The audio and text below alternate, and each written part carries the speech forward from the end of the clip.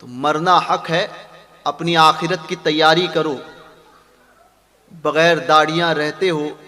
بعض تو وہ ہو گئے جو عمر کے اس حصے میں پہنچے، اب تو موت آنی ہی ہے. موت کا کسی کے لیے جوانی اور بچپن اور بڑھاپے کا کوئی تعلق نہیں ہے، مگر بڑھاپا آ گیا تو اب تو تمام باتیں پوری ہو گئی، اب تو موت آنی ہی ہے.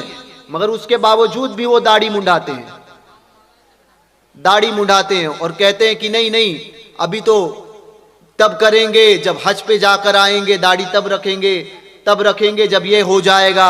اتنے میں موت آ جاتی ہے، بغیر داڑھی چلے جاتا ہے. تو یہ کام کون کرنا ہے؟ مسلمان ہو.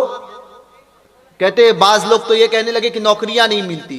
میں نے کہا جن کی داڑھی ہیں ان کے گھر نہیں چلتے، داڑھی ہیں ان کے گھر نہیں چلتے.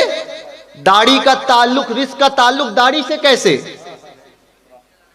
تم داڑھی رکھو، رزق دینا رب کے ذمہ دار ہے، اس کے ذمہ کرم پہ اور اس سے بہتر رزق عطا کرے گا. داڑیاں رکھنے پر بعض لوگوں کا یہ ہو گیا کہ شادیاں نہیں ہوتی ہے، لڑکیاں نہیں دیتے، کیونکہ تم نے اپنی بچیوں کی مینٹلٹی وہ بنا کر رکھ دی. تم نے کبھی سکھایا نہیں کہ ہمارے نبی کی سنت ہے، ہمارے بزرگوں نے اس کو رکھا ہے. کبھی اپنی بچیوں کو نہیں سکھایا، کبھی اپنے بچے کو نہیں کہا. بچہ رکھتا ہے تو باپ کہتا ہے یہ عمر نہیں ہے داڑھی رکھنے کی. یہ تو ہماری قوم کی مینٹلٹی ہو گئی. کفاروں کے طریقے پر عمل کرو اور پھر یہ امید رکھو کہ یہ بچہ مجھ سے وفا کرے گا، تو وہ بچہ بھی وہی کرے گا جو تم نے اس کو سکھایا ہے.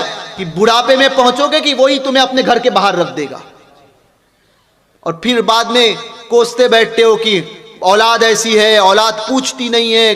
کوئی آئے، پیر صاحب آئے تو دعا کرواؤ کہ حضرت میری اولاد مجھے پوچھتی نہیں ہے. میں نے کہا تو نے اس کو تعلیم کیا دی تھی؟